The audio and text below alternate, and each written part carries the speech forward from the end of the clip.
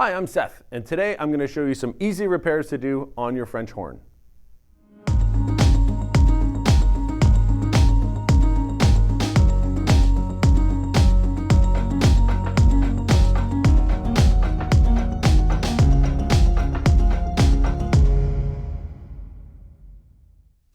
To find the serial number on your French horn, it could be in a couple of different spots.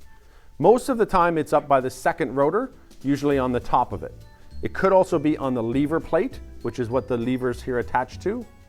Sometimes it's up by the lead pipe on the mouthpiece receiver, and very seldom it's on a brace down here by the bell.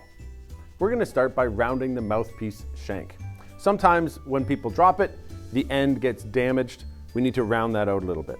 You're going to use your truing tool.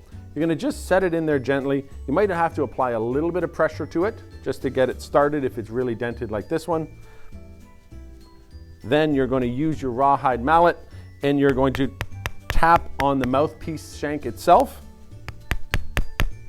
and that should help round it out. You're going to go around as you tap and it should round out quite nicely.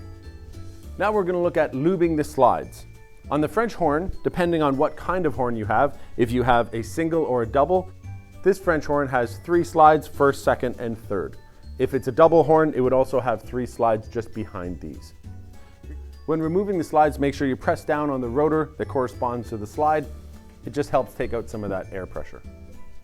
You're going to take some paper towel, you're going to wipe this off completely, and then we're going to lube it up with lanolin. You can get lanolin in different sizes. It's always available at drugstores. Now we're going to take a little bit of lanolin, we're going to rub it onto the inner slide tubes, depress the rotor, put it back into the outer slide tubes. Make sure you wipe off any excess to keep everything nice and clean. Now we're going to lube the rotors. The rotors have 3 bearing points you need to lubricate. The first spot is the one that most people know. It's underneath these rotor caps. Now if they're stuck, don't just grab any wrench and try to take it off. This is where our wonderful rubber wrench comes into play. Place it around, give it a quick twist, and it's free. Once you take that off, you can see the end of the rotor. When you depress it, you can see it turning. That's 1 point. You're going to take your needle oiler and you're going to oil on top of there and just work it in a little bit. There's not much that's really going to go there, just a couple drops. Then you're going to put your rotor cap back on. The second spot that we're going to lube is right at the back here. It's right behind the silver stop arm, up against the collar of the rotor. We're going to take our needle oiler and we're going to place it right in there, and we're going to be lubing inside of there. The last spot that needs to be lubed is the rotor itself. To do that, you have to do one of 2 things. Either take the entire rotor apart, or you're going to pull out one of the slides, and for this we're going to use regular valve oil. And you're going to very carefully put your valve oil down the outer slide tube into your rotor. You're going to depress your rotor a bunch of times trying to get that oil worked in. You're also going to try to not wash any of this lanolin or any other debris down into the rotor. Now we're going to talk about restringing the rotors. This is the part that most people get very nervous about.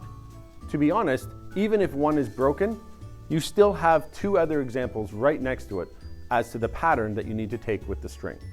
You can purchase extra rotor string at any of your local repair shops. It's always a good idea to keep a couple of feet on hand. You're going to need a small screwdriver that fits the screws on your French horn. Usually they are flat, sometimes though they're Phillips, which is a star. You're going to start by tying a knot in the end of your string, cutting it about 10 inches long, and then you're going to feed the string through the stop arm, around in a figure 8, bring it back through the stop arm and around the screw to tighten it in. If you want to adjust the lever height, how high it is for the students to actually play, you can also do that by loosening off the back small stop arm screw just slightly, and then depressing the rotor closer, and the string will actually run through the serpentine, and you can bring it closer or farther away from the actual bell section. Once it gets to the desired spot, tighten up the screw and you're ready to go. Sometimes your French horns come equipped with water keys, other times they are not. This one does not have a water key. So when you're playing along and you get that gurgling sound, the students need to actually empty out their slides.